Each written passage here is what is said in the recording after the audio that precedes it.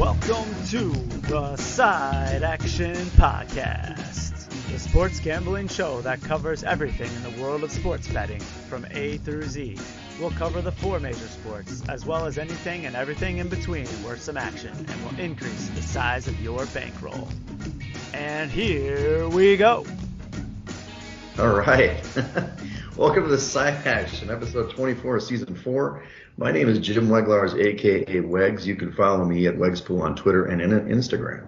And I'm Steve Roberts, a.k.a. Action. You can follow me on Twitter at 31sroberts. Follow the podcast at Side Action Pod on Twitter. So first of all, Side Action listeners, it's Action's birthday today. You made it, buddy. Congratulations. Got a big couple weeks here. Big, engagement, birthday. What do you got for us next week? I don't know. Next week might be a letdown. Valentine's Day, I guess. Planning something spectacular. Thank you. Happy birthday to me, I guess. Appreciate it. We had a good time today. We're in Avon, Colorado, so just got off the slopes about 30 minutes ago. I'm still in my winter gear, as you can see. Yeah, how was the snow out there? It was pretty good. We thought it would be somewhat icy because they haven't had a ton of snow recently, but it was in pretty good shape. Much better than I expected. Sure.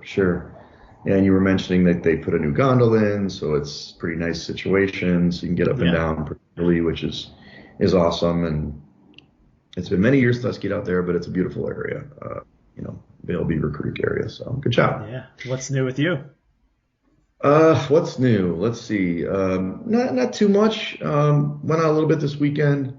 Did hit the Four Shadows at one point, set up a viewing. Oh, crap. Actually, I totally forgot. I got a text. I totally forgot the thing about the ad. So thanks for the reminder. I've got to get an ad this week to Four Shadows because maybe they could put us on the revolving ad board that they have for the Side Action. Nice. So there you go. There's a homework assignment.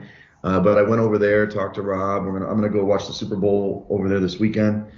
He reserved me a table. They're gonna do kind of a potluck, for the bar, and have a bunch of games, squares, and betting and stuff. So I'm looking forward to it. It's a little change of pace. I usually go to Omar's, but he's not having a big party. So I'm like, let's get in the mix over there. It's always a good time, and so that's kind of what's going on. Other than that, just normal work and trying to juggle a million things as usual. Yeah, I hear that. Yeah. Well, we'll just report out. We did the Rave-On experience. Thank Melissa for joining us. We had a limited crowd. It was Action and I on this new chat app. It was interesting. We might try it again, maybe with a little more lead time to promote it a little bit. I know that it's kind of a new thing for everybody. So, we were also in the early time slot, that early 11 a.m. Central time slot. Maybe that affected it. But it was a pretty fun game until the second half. It was a pretty interesting game in the first. Maybe we'll try it again, Action. Yeah, it was cool. Like I said, I'm always watching Indiana and Purdue games, so it's cool to be on and chatting with somebody about it and not just sending random tweets out into the abyss that no one replies to. So Exactly. Except that happened a couple times on the Rave-On. You were like putting a comment out, and I was putting in comments, and you're like, "Did you leave the chat?" I'm like, "No." There were some technical difficulties, which we'll have to relay to the developers. So anyway, well, let's jump into this action. This is the big week, man. This is what we've been preparing for all year, at least. You and I we make plenty of money during the year, but most people that do gambling or don't, even the novices, they're jumping in on Super Bowl Sunday. So hopefully they'll listen to our content and we'll give them a little bit of direction on how to do it. It doesn't mean you shouldn't have fun, do crazy parlays or something, but we want to gear you a certain way to maybe make some money. So let's talk about the big game, the teams a little bit first, and then we kind of go into all these props and fun things that way you can approach the game. I don't know if there's a lot of updates on the injury front. I don't know if Uzomah's going to play. It doesn't seem like it to me. So that's kind of a loss for the Bengals offense. And this Cameron Sample, I'm not sure if he's going to play either. So that these injuries kind of carried forward for the Rams. Taylor Rapp, I didn't see him coming off the injury report. I did see that Tyler Higbee may play. He's not going to practice as he's supposed to play, which I'm sure that's a great idea. Yeah. And then Joe Noteboom is still on there. So, I don't know. Do you take any information? Do you think that the Uzomah loss is bigger than, say, the Higbee loss, Bengals versus Rams? That's a great question. I probably would say that they're pretty even in the tight end department. Both of them are big pass catchers for their offense and their go-to receivers for the respective quarterbacks. So if they're both out, or even I would expect if Higbee plays, he's still going to be pretty limited. So I think that's probably a wash, to be honest. Right. Well, just so everybody knows going in right now, I mean, the opener was Rams -4. It's pretty much there. I mean, you can see 4.5 or 4, just kind of bounces between that number, pretty stable, and the total is stable at the 48.5. We talked about it last week that it opened more at 50.5, so it has come down. Maybe that'll tick up. And I'm not sure what to say, actually. Nobody's really betting on this game until, I guess, game day, it seems like. There's not a lot of movement. Yeah, I mean, I don't think it's moved at all since we spoke last week. 4.5 and 48.5 on the total. Right, exactly. Well, let's dig into the props first before we analyze the game specifically. So those of you who are new to listen to us or props in general, what that means is a propositional bet, which basically is anything. In the Super Bowl, I think I heard Jimmy Vaccaro from VSiN say the first prop bet ever was basically will William the Refrigerator Perry score a touchdown? And it was kind of egged on by a bettor. He said, hey, I want to bet on whether he's going to score or not. And at that time it was the Mirage or something. And they put it up. And of course he did score a touchdown when the Bears, that was the only Super Bowl we won, by the way, actually. But he did. And that now has become a thing where there's anything and everything you can bet on. You can bet on the coin toss. You can bet on the Gatorade color. You can bet on any number of different player props in this game, and it makes the game more fun because if you're especially if the outcome is done early, right, you can still have some action on the game. And but what you've done a good job over the last couple of years of explaining to people in general. We know that we all want to win the big plus money, but in general, your approach to these props is what, or what's a smart way to approach it? Well, everything being equal, 9 times out of 10, you're going to find the more valuable props are the big negative ones, like the no's and the don'ts and the unders, because the public really likes to bet on the yeses and the overtimes and the safeties. And right. So the books know that, and they cater the lines appropriately towards that side. And so a lot of professionals who really like to bet props and do really well on them are usually laying big numbers for something not to happen. Right. And just so, we haven't talked a lot about it this year because it's, kind of goes back to season 1. But in general, when you see, we talk about the VIG, which is kind of the juice that you pay on a bet, instead of a straight, $10 for $10 bet, it's usually minus something like minus 110 is the typical juice that you have. So the extra 10 cents on a bet, in these, sometimes you can see, like the coin toss is minus 103 on each side because it's, it's a 50-50 shot. But a lot of times, like you mentioned, some of the no's are heavy no's, minus whatever, 3,000 or something like that. Whereas the plus, sure, you might have a plus side to do it, but why don't you also explain to us the probability of that? So let's say you have a plus 300 on a bet. So what's the possibility of that coming in terms of a probability perspective? So plus 300 would be 3 out of 4 that it wouldn't happen. So in that case, a plus 300 means that it's a 25% chance that the outcome will occur, 1 in 4. And so in the one time that you win that, you win $300. And the 3 times that you lose $300. And that's the break-even point on that bet. And typically the way you can do the quick math on that is any plus value, just add 100 and then divide. So if it was a plus 700, that would be a 1 in 8 shot, or 12.5%. Right. So the bottom line is, if we all want to see those big numbers, and we love parlays and we love these crazy props, but when you do that, you're doing a long shot. I mean, this is definitely a Hail Mary situation, and certainly you can win the money, like you won the 90-1 shot on that one golfer, but more often than not, it's weighed against you. So the smarter way to approach it is betting the minus money, maybe shorter minus money, but minus money when you see the two. If there's a minus and a plus, the minus is the smarter way to go. So, and you still win money. Like some people don't, the newbies that are listening, like the 5 that will listen this week, you still win money, okay? You win your bet. It's just you're going to win a much lower percentage of that. It's not going to be, you're not going to double your money basically if it's minus 200. It's, you win half the money basically back. So. And I wouldn't discourage any of our listeners for wanting to pick a long shot and go for it. This is supposed to be entertaining in the end. I don't think many of us are actually trying to make money doing it. So if you want to have a bet on the Super Bowl and have some fun with it, then I would certainly encourage that. Yeah, and you obviously, as we'll talk through some of these, you want to obviously correlate your idea of the game. Like, what do you think is going to happen? So maybe you're identifying plus money that you think could happen. It might be less likely, but obviously you see it happening a certain way, and maybe that means you lose. You're not hedging it. You're going all in on the Rams or the Bengals, for example. But if you do that, then hopefully you're aligning your bets, and maybe everything will come in, and you'll have a monster day and be able to have a good time. So. Mm-hmm. So we already mentioned the coin toss. These are some of the ones on the game side that I've kind of identified, just kind of stuff that people always bet on. The first offensive play of the game, the run, typically they run on the first play. It's minus 130 versus pass is plus 105. But that's a short number. I mean, that's still got a pretty good likelihood to happen on the run pass, right? Yeah. You got the tie. Go ahead. I like the play or the run in that case. I think the Bengals, if they get the ball, they're definitely going to run it. And I think there's a good chance the Rams would too. Yeah, I mean, in hearing a lot of Easton stuff, it seems like the Rams will likely try to run the ball a lot initially to keep Burrow off the field and shorten the game, because then Burrow's got to make plays down the field instead of dinking and dunking like he's done in some other games. So agreed. I think both teams will run. This one I thought was interesting, and it's a big plus number, but tie at the end of the fourth quarter. Now, obviously, if you believe the game's just going to be a blowout or something, this isn't a good one, but we have had a lot of close games, especially the last, 6 games have been very close, either been overtime or close to overtime.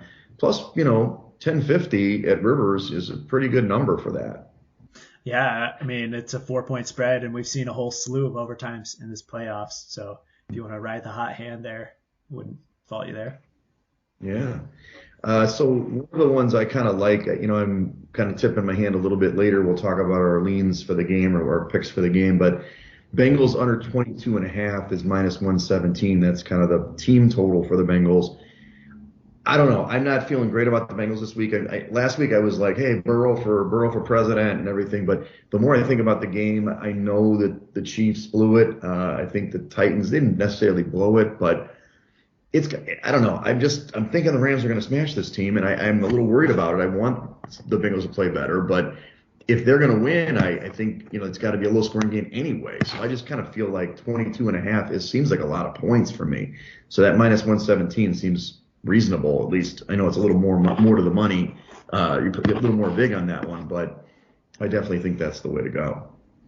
Yeah, I think on team totals especially, you end up paying more than 110 in most cases. So 117 is not an extreme number by any means. Right. Another one I kind of pulled out was the exact margin of victory. This is something that Rivers and other places do, which gives you it's probably a dumb bet. Ashton will tell you it's a dumb bet, but it gives you kind of 1 to 6 points, 7 to 11 or something like that. It has to fall within that range. And in this case, Cincinnati, 1 to 6 points margin. So, it's plus 410. If Cincinnati is to keep it close, that seems to be a reasonable one. But I don't know. Do you like any of those, or you tend to stay away from those bets? No, the index props are hard, where index prop being there is more than 2 outcomes. So there could be, in this case, I'm sure they have a bunch of different ranges. There could be 12 or 15 different outcomes on this prop. And usually the books like to hide a lot of their edge in that, because if you add up all of the probabilities, typically they're not going to equal 100%. And so they're going to be taking a small cut of every single bet that comes in. So I typically like to stay to the binary outcomes, either one, A or B, yes or no. Got it. Perfect. Here's a binary one. Either team to win by exactly 3 points. Now, this to the yes, it's plus 450 because it's less likely. The no, minus 670. But the last 6 games, that we've seen on our screen, only one has been not 3 points. All the rest were 6 points. Well, 6, and then all were 3 points, a field goal at the end. This has been one of those trend picks that maybe it's worth it, especially if the Bengals are to keep it close. It may come down to a field goal. I don't hate taking a shot on that either. I think that expectation. It could be a close game, unless, I mean, I've heard some say the Rams could blow them out, and I could see that too. But if it comes down to the end, that bet at plus 450 is pretty good odds. Right. A few more of these, first team to 15 points, Rams minus 177. That's a big one. First scoring play. This is an interesting one. Cincinnati touchdown comes in at plus 225. Cincinnati field goal plus 410. And we know that Zach Taylor loves his field goal kicker. And if they are to score, it probably more likely to be a field goal in my mind than a touchdown. But the Rams obviously were shorter odds in this one. What are there any on here, the rest of the list that you like? Defensive touchdown plus 230. It's very interesting as well. I do. I like that one quite a bit. If I'm just going to throw throw the wall money, the offensive lineman to score a TD plus 1900, that would be my little fun bet, hoping that something crazy happens. But, we already covered some of the ones I really like. So I don't know if there are any other ones that you like. I've heard it's a very popular pick every year in the Super Bowl is the second half to be higher scoring than the first half. I think the odds have probably drifted a little bit as we enter into week 2. But usually you see in the Super Bowls, they start out slow in the first half and then tend to pick up. So I think I heard at the latest like minus 120, you can lay for the second half to be higher scoring. Okay. I like that one. So let's talk about some of these player props, and this is just kind of general information, and then we can talk what you like. But you've got your passing yards props, your passing TD props, player to throw the first interception, I think is an interesting one, and then player to throw the first touchdown. I do like the Stafford minus 114, which is heavy juice for that first interception because he's going to throw an interception. It's just a matter of when, if it's before Burrow. And Burrow's pretty clean usually. But do any of these, Burrow's 276.5 for yardage props, Stafford's 280.5, and then the TD props are 1.5 for Burrow and 2.5 for Stafford. Is there anything on here that you like? I mean, I tend to think that this is going to be a lower scoring game. So in general, I've gravitated towards some of the unders on most props, or at least I plan to. Here, still waiting on some. But the passing yards aren't two that I've really been looking at, to be honest.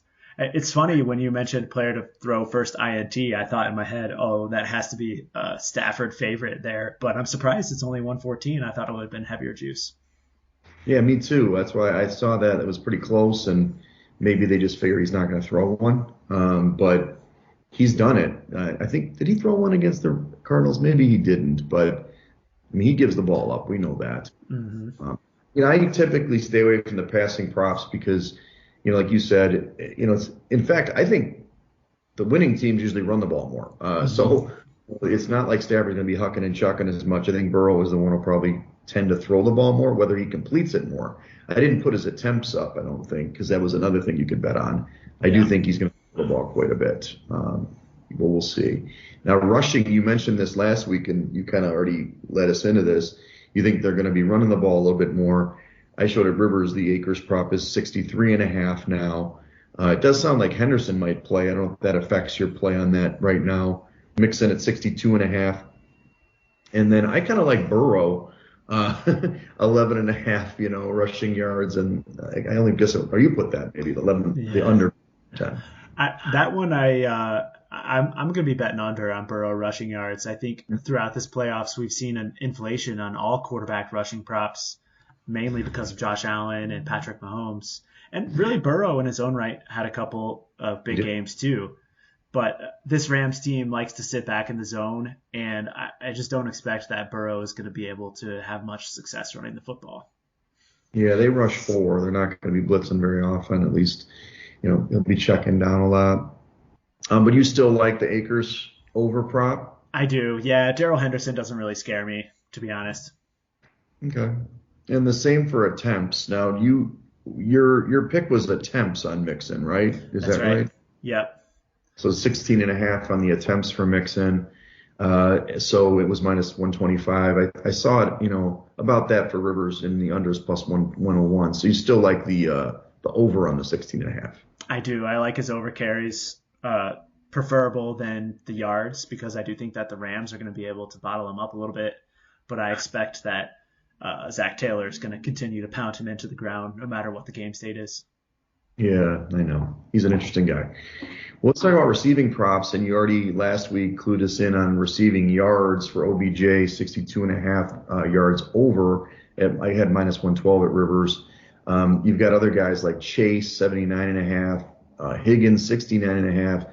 Kupp is 106.5. It's crazy. And you've already bet the over at 104.5. I did bet Kupp over. Yeah, I think that's one guy who's going to get his catches and his yards in this game for sure. Right. I kind of like Mixon. I like Mixon over. He's at minus 112 for 26.5. I just think you're going to have to check the ball down against the Rams. Maybe I'm wrong, and I know that they can use P. Ryan as well. But if they're going to disguise what they're going to do at all, they should actually be in running situations and then throw the ball to Mixon on the backfield. That's kind of my conceptual idea. So that's one of them I'm going to hit on Sunday. Sure. Yeah. I mean, he's caught, 27 yards receiving in the last game, in the championship. And I think he had 54 definitely looking his way in the same game. Exactly.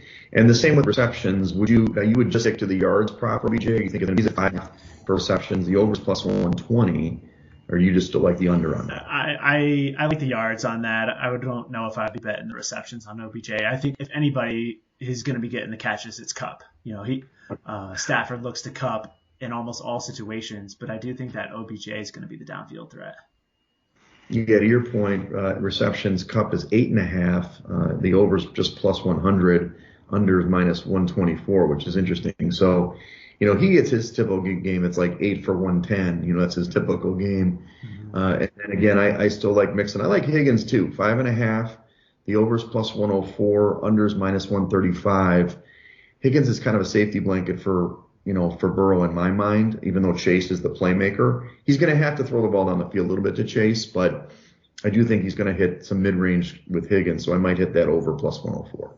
One thing that I've been looking for recently in the receptions market is live receptions. At least at DraftKings, I think there's a few other operators who offer live player props. And if the game starts slow, they just have algorithms that don't hesitate to drop those numbers. You could catch Kupp at like 6 or 6.5 pretty early on if it goes without a catch for a while. And I think in the end, he's going to get his catches, whether they come in the first quarter or the fourth quarter. Yeah, they'll get him the ball, whether it's wide receiver screens or whatever. So, okay, the last kind of category in the game stuff is TDs. So this is like the first TD, for the game. Again, this is an index prop that Action doesn't like. So, but I like to talk about it because everybody does. Kupp is obviously the leader there at plus 475. But do you like any of the anytime props? So the way that you look at this prop is there's the first touchdown by the Rams, okay, which is it doesn't matter if the Bengals score. It's first touchdown by the Rams is Kupp plus 475. But you also could bet that Kupp scores a touchdown at all, and he's anytime minus 200. So he's like almost guaranteed to score a touchdown, right?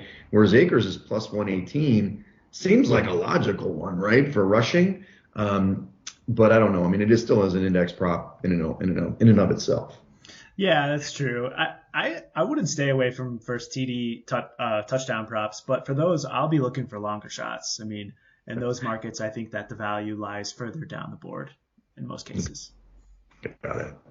And for the Bengals, you've got Mixon at plus 650 for the first touchdown for the Bengals. Chase plus 700, Burrow plus 2200. But the anytime props for Mixon is minus 108, minus 113 for Chase, and then the plus money comes in. So. To your point, you like one of those like tight ends or random guys like a P. Ryan or something like that. It might be whatever plus 5,000 or something in there. Yeah, I mean the backup tight end or the third tight end for the Rams name escapes me right now. I've seen as a big number too, and if Higbee is hurt at all, there could be some value there. Sure. The last way what I was looking at is position to score the first TD in the game. Running back is plus 185 and wide receiver minus 182, which is kind of interesting because, in the old days, it's always running the ball, but you're thinking they're going to get a pass play to get a first touchdown, plus 185 on running back. It's a short number, shorter number than some of the other long shots, but I kind of like it. I think that, they're going to be running the ball more, so maybe. Yeah, I'd be curious to see what the quarterback price is in that market. Stafford sneak near the goal line could pay you like 5 or 6 to 1 in some cases. For sure, for sure. Well, anyway, this is what everybody really wants to hear, actually. They want to hear our position on the national anthem and all the rest of this stuff. But so in addition to, now granted, you got to look at your operator. Rivers does not really offer this stuff. You have to go offshore or maybe, I don't know if DraftKings doesn't do this, do they? I'm not sure. I haven't really looked for entertainment props, to be honest. Yeah, I mean, I just did some research, but basically you can bet on the national anthem, which Mickey Guyton is the singer. Right now, from what I've seen, is 98 seconds is the time in terms of the total, over under minus 115 both ways. There's also, you can bet on if she's omitted a word. By the way, that's plus 900. So it's no is minus 3,000. That's to Action's point. It's pretty unlikely she's going to do that. And then I like this one, number of planes in flyover. So the 5 is kind of the number. 5 planes is kind of, the over is minus 150, under plus 110. So this is kind of the number. Five is the flyover number. Interesting. I wouldn't have any idea how to handicap that. No. And then the halftime show, this is always obviously exciting stuff. The first to perform, it's interesting. My cousin Tommy, who probably isn't listening, but he did a little article this week, and I think he had different odds. He pulled it from somewhere else, but I saw Dre as the number one guy, plus 150 to perform first, which makes sense. Inglewood is up to no good. And then Mary J and Snoop Dogg and stuff. So he's the heavy favorite at plus 150. I suppose they could surprise you and do a Mary J. Blige at plus 200, but I would think Dre is going to kick it off. And you could also do the first song, and California Love at plus 200 is the favorite, whereas Nothing But a J Thing is like plus 700.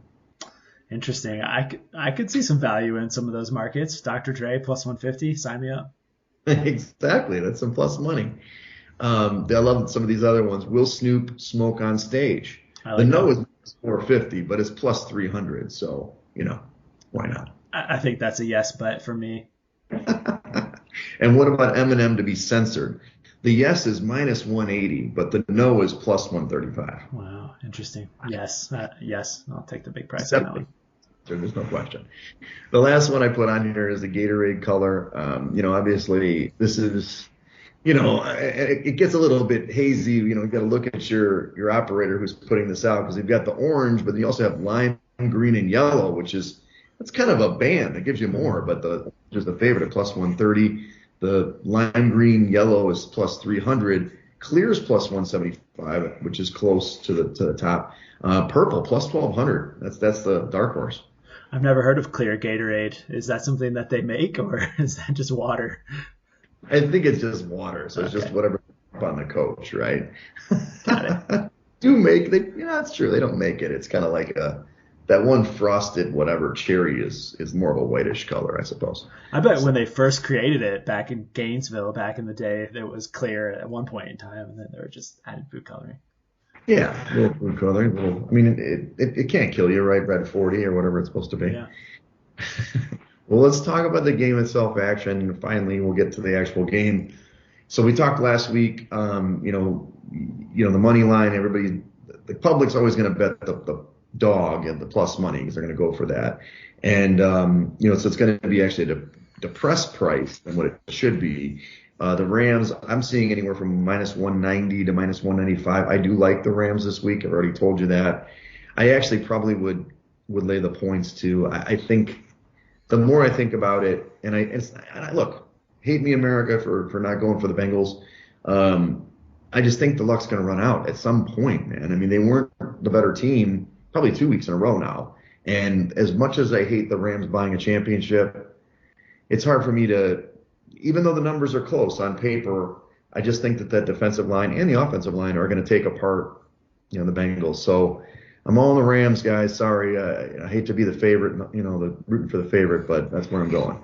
Yeah, I think you're right. And I suspected that this line would come down like we spoke about last week, but I think that some of the media breakdowns and the sports betting media that's getting out there is leading people to actually understand that LA is the valuable side here, and we may not actually see the number that we're looking for.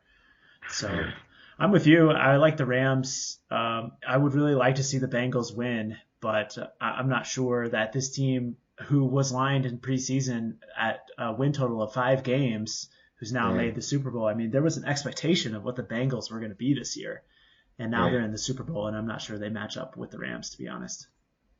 I don't think so. And, look, there is a path for them to win. It's, obviously, first of all, they've got to be effective, on third down that they've been a lot of times in the playoffs. They definitely have to get turnovers, and I think it's up to Stafford. Stafford can lose this Super Bowl, right?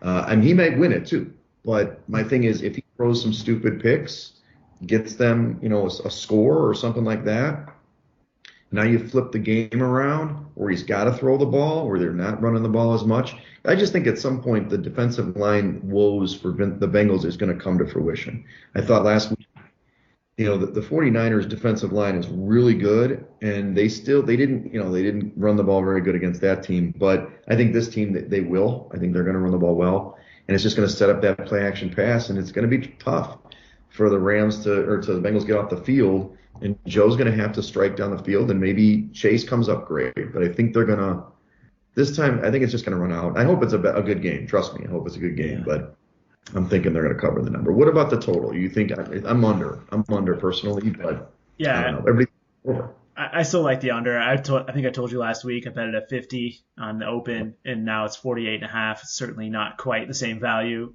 going through 49, but I do think it's going to be lower scoring as well. Right. Wah wah. Sorry, guys. Wags. I'm not a big Simpsons aficionado, but I've seen circulating on Twitter this week that the Simpsons predicted the Bengals would play the Rams in the Super Bowl, and the Bengals win the game in the Simpsons episode 23-20. And the Simpsons have known to be pretty good on their predictions. Have they? Yeah. The isotopes? I mean, I don't know, but I was trying to pull up the meme. I should have kept it. Yeah, I saw it too all over Facebook today. And, you see on Homer's stomach or something, the Bengals winning. And the Bengals cheerleaders, look, I can follow the Simpsons a lot of places, but not for me. You guys can go for it and show me up. Next week, tell me I'm wrong, and that's fine. But I'm not going to put my money on the Bengals this week. I wanted to. I really wanted to, actually. Maybe I'm going to try to put some of the props, so I'm rooting for them in some kind of way. But yeah, unfortunately, and I didn't want the Rams to win. I just, like I said, I'm totally against buying championships and stuff. But it's the time they got to do it. McVay. I think the other factor is Zach Taylor is going to be outcoached. I think that's a given. He's actually coached pretty well, or maybe kind of got a little lucky in some respects, but he's played it close to the vest. I think the way for them to win is actually not to play close to the vest. I think they're going to have to, empty the clip, so to speak, and pull out some stops. But I don't know. I know he's going to kick too many field goals. He's going to need to go for fourth down, and he's not going to. And we'll see what happens. So can't wait. That's right. We'll recap next week for sure. Well, let's go into the hoops action. We had a stellar week. I don't know if you checked our record. It was terrible. But why don't you recap a little bit on the action index? Looks like there's minor movement, not too much on your picture. Yeah, I don't know that we need to go into a lot of detail. Same 5 teams at the top: Gonzaga, Arizona, Kentucky, Houston, and Purdue are rounding out the top 5. And although Auburn continues to impress, they did lose last night as the number 1 team in the nation. Still not making the top 5 in the action index here. Well, they almost lost on Saturday. At Georgia. And that, I don't know what's going on. I don't follow them close enough to know if they have injuries, but last night they got beat last night, and it wasn't really close. So maybe they're just hitting a skid, and it's tough. The college basketball season flies under the radar because of football for so long. It's kind of in the dog days for them. I mean, you're only talking about a month before this, March Madness is here in the conference tournament. So it's hard to consistently be good. That's for sure. Well, anyway, we'll go into our recap. We did not do well this week, action. You did call the Purdue win last night. Nice work. We called the Nova win against UConn, but the rest of them came up stinkers. I mean, the game we pulled, Illinois had a great second half to beat Indiana. Baylor played like crap. I don't know what's up with that team. That team's a throwout. Arizona, they won the game. They just couldn't cover the number. And Duke, they just whooped up on the heels, man. That was not pretty. And the other thing about, Michigan State didn't come in against Wisconsin last night. I watched that game. That team can't score. I can't shoot the ball. That's for damn sure. So I'm going to be looking to fade them a little bit down the stretch. So I don't know. Any observations from those games? I was going to just say that Michigan State loss last night to Wisconsin was probably the most surprising outcome in my mind of the entire week. I just can't believe that they would lose to Wisconsin in East Lansing. I know. And Wisconsin hasn't been playing great, but the difference between Wisconsin and Michigan State from what I saw last night, Johnny Davis. Davis could score when he wanted to. Mm-hmm. Michigan State had nobody to score. It was really they had like 50 some points forever. I mean, they had like under 50, 52 points. I mean, I was like, when are these guys going to turn it up? And they couldn't hit threes. So, well, let's look at some games this week. Obviously, a little bit shorter slate since we have the Super Bowl here. But I figured, you got the Thursday night action first. Your Boilers are up again, and they're playing good basketball. They won 3 in a row. They're at Michigan. They're opening as, are you showing a 3.5 point dog or favorite? Purdue's favored, 3.5. Yeah. So 3.5 points in Michigan. The total 150.5. Yeah. Initially, I was really hoping to catch a bigger number on Michigan here because this is a very tough spot for Purdue coming off of the huge emotional game on Tuesday night against Illinois. And this one kind of got squeezed into the schedule because it's a COVID reschedule. And I really think that Michigan played well last weekend on the road at West Lafayette. They were in that game throughout. And I expect that they're going to play pretty well again at home this week. But 3.5 is just a little short for me. I'm not sure I can get behind Michigan at that number. Yeah, I'd go Purdue. I'm watching some of that Michigan-Purdue game on Saturday. They played Saturday, you said. It's clearly the size is crazy for Purdue. I mean, they're just gigantic. But, I don't know. I guess, what's his name? Dickinson? Yep. Is that the center? He obviously has got to make shots for Michigan to play well. He's trying to pull the bigs away from the basket. I just didn't like the way they defended Ivy in that game. I didn't have anybody to stay in front of him. So you might be right. It's a letdown spot, but 3.5 it's a pretty short number for Purdue to me. So let's see. Friday night action. I pulled one for you, action. I know you love these Friday night games. UConn at Xavier. We've been talking about, a little bit about the Big East. UConn hasn't played fantastic, and Xavier, you're showing as a 3-point favorite with Ken Pom, and the total's 142. This is Friday night at 6 p.m. Central. I don't know what to make of these teams, to be honest with you. Sometimes these teams play great. UConn's guards are really good, but Xavier, they lost against DePaul. DePaul's not a very good team this year. So I'd probably go with the dog here at UConn on the road. I don't know if Xavier's playing that great, but maybe it was just a letdown spot against DePaul. I'm not sure. Yeah, I think that I'm showing a little bit of value on – it's Xavier -3. Wow, okay. That's what you're showing, yeah. Ken Pom's throwing me off here. I think I'm with you. I show some value on UConn here because they're the better team on a neutral court, and I'm not sure that the Centos Center in Cincinnati is really worth that much these days. So I would go with the road dog as well. Yeah, I'm showing Xavier like they're 1-7 in their last 8 covering spread. Maybe there's just something wrong, but yeah, so I like that one. So on Saturday we've got a pretty good slate of games. There's 3 games I like. Texas is at Baylor. That's 11 a.m. Central. Baylor seems to be struggling. I'm not sure. We always say this, and then they flip around and play good. But in Texas, they've been kind of up and down, but they've been playing really good defense, as we know. Chris Beard is there. I'd probably take those 6 points on the road at Baylor. Yeah, Texas finally showed up in a big game the other night and knocked off Kansas. And I think that was Monday night? Had to be Monday night. Yeah. And on the other side, you mentioned it earlier, Baylor has really been struggling lately. I think that the injuries have caught up with them, but Flagler did come back this week and played on Saturday in that Kansas game, although he did terribly. So I'm not sure getting him back was much of a help. So I would agree. I think there's some value on the dog here. Right. So we've got the big matchup in the West Coast Conference at 9 p.m. Central, and that's St. Mary's at the Zags.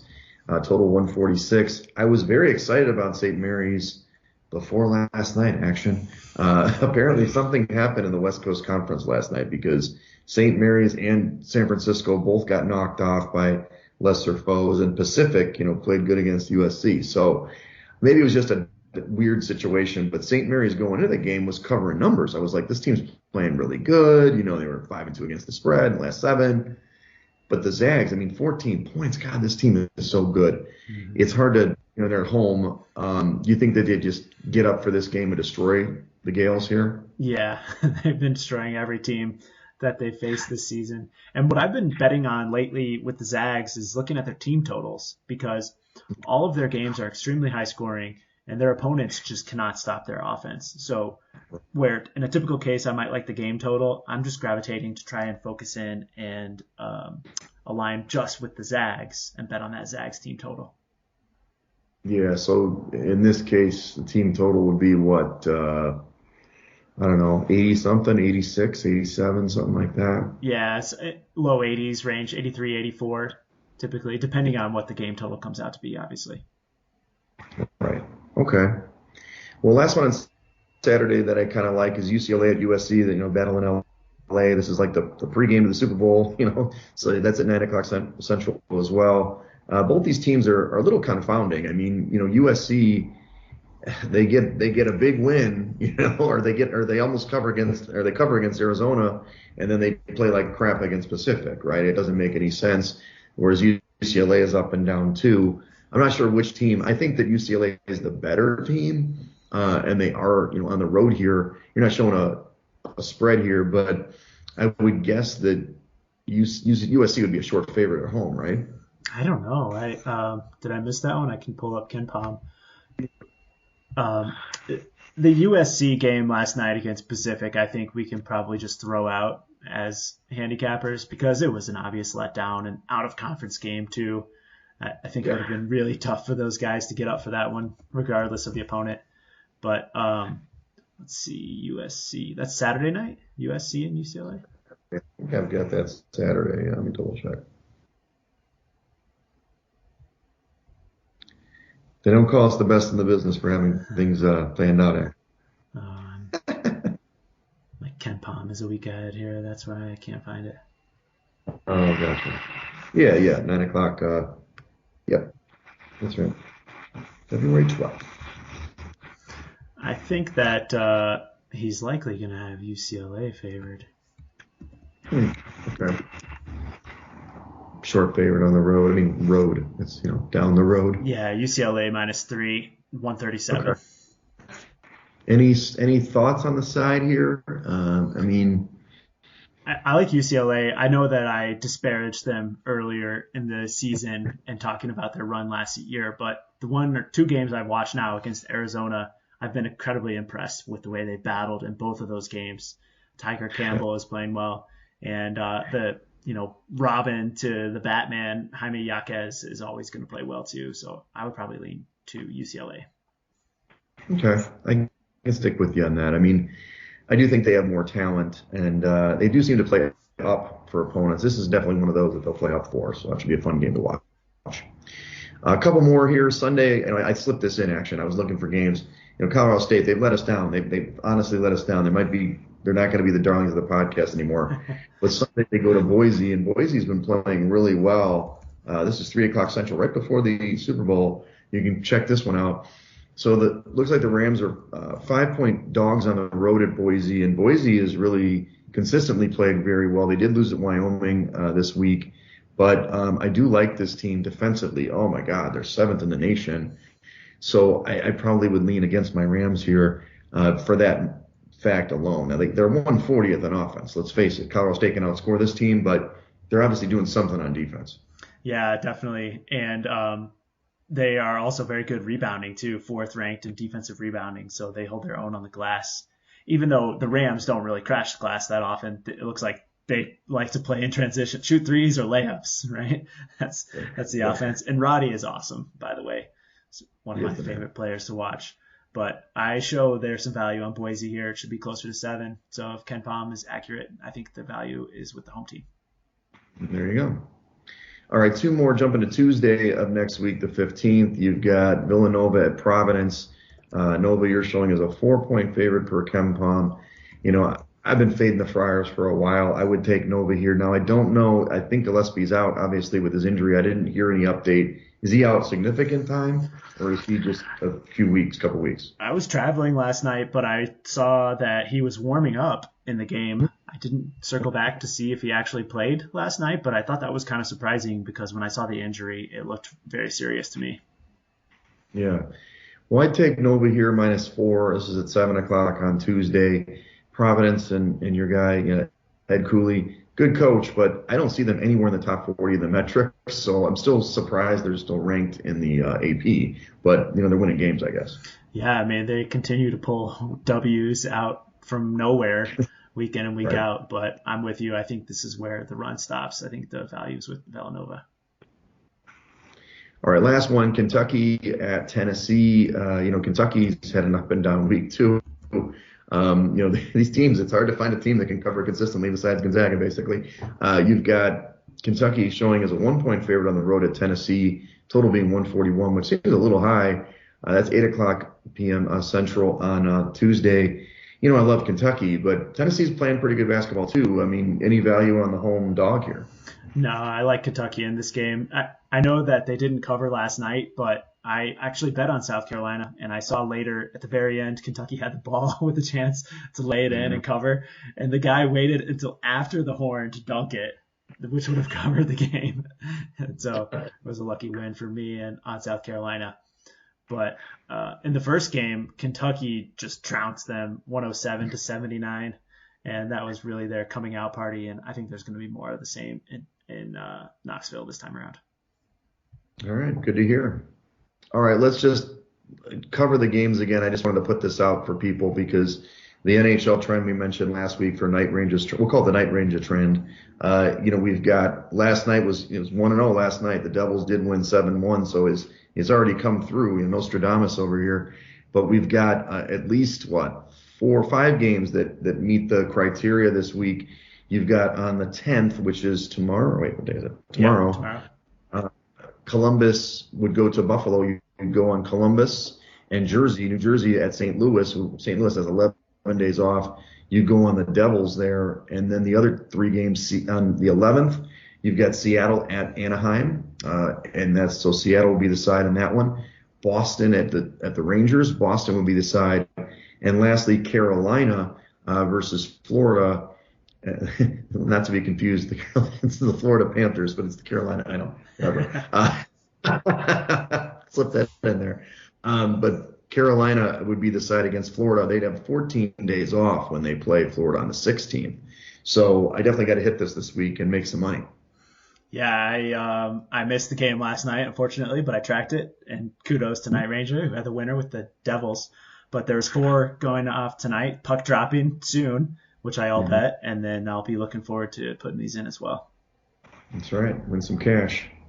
Well, last hit before we kind of close out, you've obviously done pretty well on the PGA. You want to talk to us about the Waste Management Open, Waste Management Phoenix Open. Yeah, definitely one of the more entertaining tour stops on the PGA Tour in TPC Scottsdale every year. It's always Super Bowl weekend, and as you know, Wags, it's always a huge party.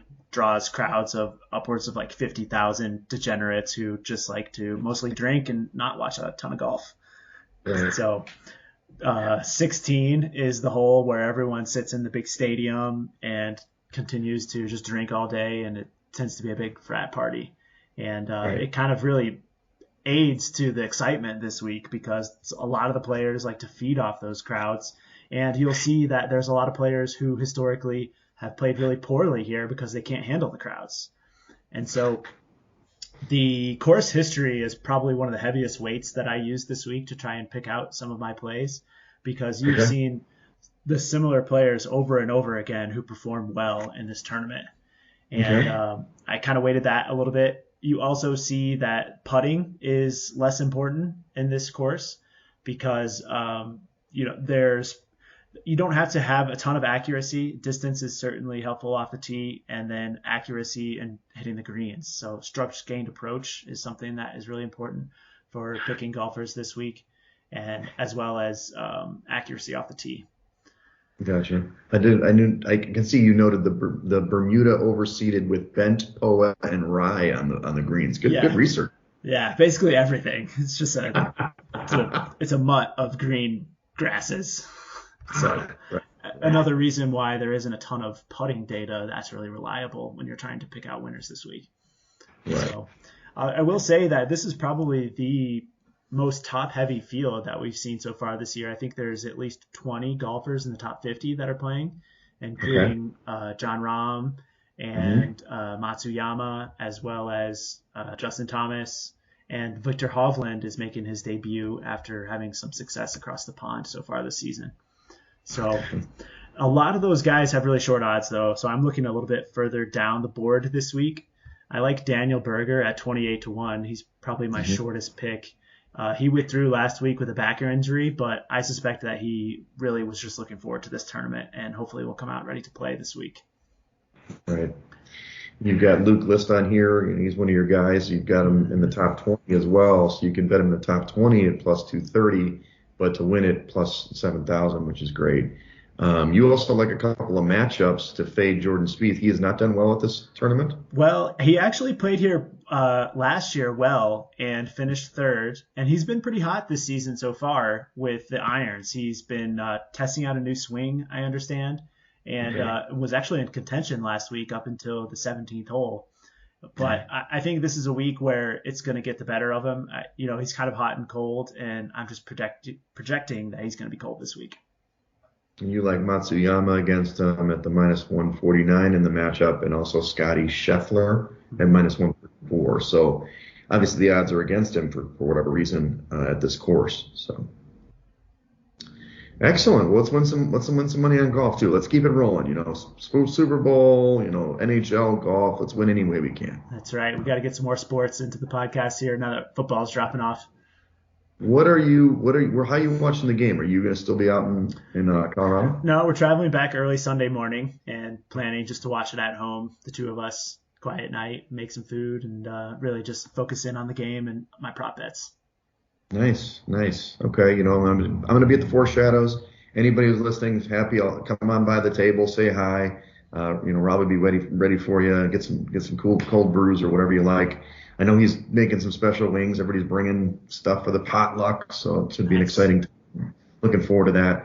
And, I think Ridgeway, a couple of our friends are coming, Cardish, but we might have some other volleyballers too. So I'm looking forward to it. Should be good, even though the game, I'm not as intrigued by the matchup for whatever reason. So, we'll see how it goes. Well, great, man. Well, happy birthday action again, and enjoy the slopes and, take some pictures out there. I mean, it's good. I finally saw a picture of you on social media. It's only been like 6 months. It took me to get engaged to get on social media again. Yeah, that's right. We've been kind of dormant from the socials. It's all right. All right. Well, follow us at Side Action Pod on Twitter. Follow me at Wegspool on Twitter and on Instagram. And follow me on Twitter at 31S Roberts. All right, everybody. Good luck with the Super Bowl. That's a wrap for this episode of the Side Action Podcast. We appreciate all of your listens and thank you for joining us. We'll see you all again next week on Thursday for some more hot picks and side action.